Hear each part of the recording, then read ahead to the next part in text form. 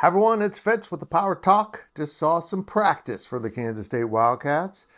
Our second opportunity to do so this fall. It's good to be able to get in there.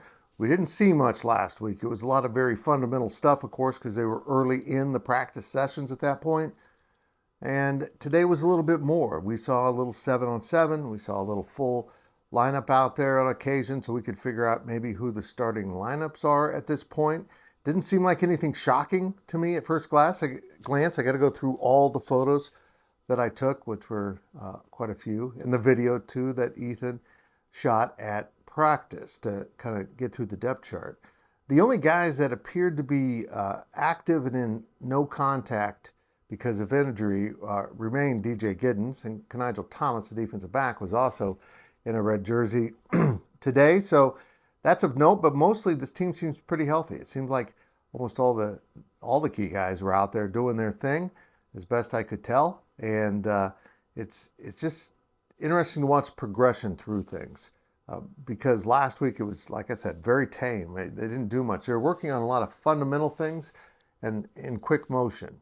And this week was a little more developed. And they're still not in full pads. They're still in shorts. So they've got a lot of progress to make in terms of once they go to live contact. That's probably the biggest thing through the years that's changed now. Coaches used to just beat the snot out of their teams in the spring and then in fall camp to see who's ready to go and get them ready for contact. Well, now the NCAA limits that so much, you don't get to see much full contact, nor do coaches want to do a bunch of full contact because it's worse to have a bunch of injuries than maybe miss a tackle. And unfortunately, that's also one of the side effects of not a lot of contact is tackling isn't very good early in the year because they just haven't done it. You know, as you watch the video that'll go up later at Go PowerCat, you can see it's just basically two-hand touch on defense. They don't put their shoulder into anyone. They're not to that point of practice, nor in a lot of drills will they do that. So I think it makes it more difficult on the defense because no matter what you do, the running back will take off and run downfield like he did something spectacular, even though he just got touched by about 5 guys and would be down. Look, I want to say great things about Avery all the time, but I got something to say. I saw him throw an incompletion. I know it happened. It seemed like maybe he cut it loose a little late or early. I don't know. He just threw it behind him, and maybe he wasn't communicating with her. It's a total failure. It was funny to watch what happened, though. He misfired, and he clearly did. He knew it. He was frustrated with himself, so he stayed there and didn't. It took another snap, and of course threw a bullet right to the sideline for completion. And I think that's one of the things I respect about Avery a lot is, he recognizes his own mistakes very quickly and says, I need to address this right now and get this out. This can't be the norm. And watching him go through those things is, encouraging. Nobody expects him to be perfect, but he's pretty darn close at times in practice. And it's just kind of fun to watch a quarterback pay that much attention to his craft. But I got to say this, I was pretty focused on the quarterbacks because you guys can't get enough Avery Johnson. But that whole room looks pretty darn good.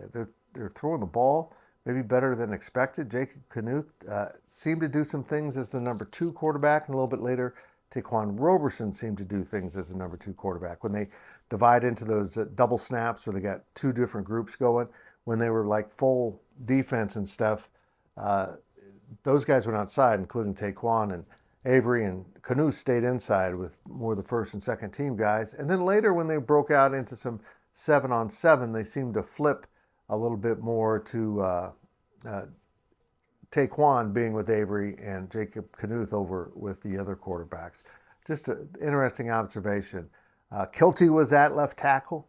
Like I said, they just don't have many injuries right now, so they're in pretty good shape with that. All look normal. All look good. All look like Project Go for August 31st. And right now, if I know Chris Kleiman, the biggest concern on him isn't for him right now in preparation isn't X's and O's and staying healthy, which actually it might be, but he's also probably really worried about the weather because this weather is so mild right now. I mean, I had to wear sweats into practice today. Got a little warm inside where there's no heating and cooling, but it's in the upper 60s and cloudy. This team needs to be acclimated to the humidity and heat. They'll probably see it for the opener against Tennessee Martin on August 31st, but they know they'll see it the second week when they go to New Orleans to play Tulane. If you're not acclimated to the heat and humidity, you're going to be in trouble. And it's not like just being mentally used to it. Physically accustomed to operating in those type of temperatures is a very important step for this team, because in this conference early in the year, you're going to play in a lot of heat and humidity, and you better be ready to do it. We will have a press conference later today with Van Malone and some of the coaches. We'll have content from that. We'll have photos from the practice. We'll have video from the practice. I don't know when I'm going to get it all up, but it's going to be there at some point over the next couple days. All this stuff will roll out, and I'm not going to try not to flood you too much. That's it for the Power Talk. For Daphne, my Paul-looking sidekick, I'm Fitz. Sorry there's no daily delivery today, but I knew I'd be doing this. Wasn't this better? This seemed better, right?